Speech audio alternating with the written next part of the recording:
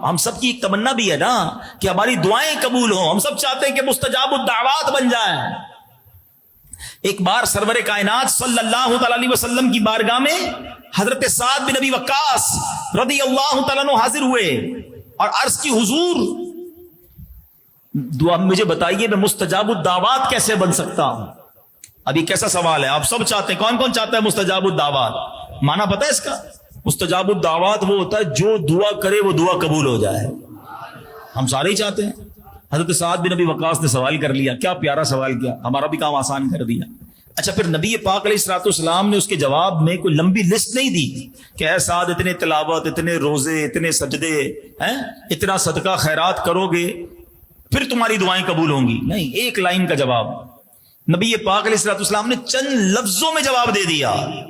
فرمایا اے سعد اپنی غذا پاکیزہ کر لو تو مستجاب الدعوات بن جاؤ.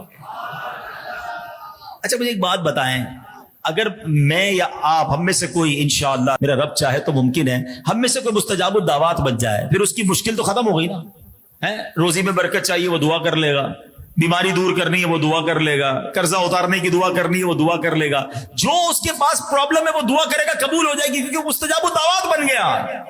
تو سب سے مین کام کیا کرنا چاہیے کہ اپنی روزی حلال کر لو, مستجاب الدعوات بن گئے تو سارے مشکلیں حل ہو جائیں گی نا. توجہ دیں, اپنی روزی پاک کرنے پر توجہ دیں, آپ کا دل نرم ہو جائے گا, آپ کی دعائیں قبول ہونے لگ جائیں گی.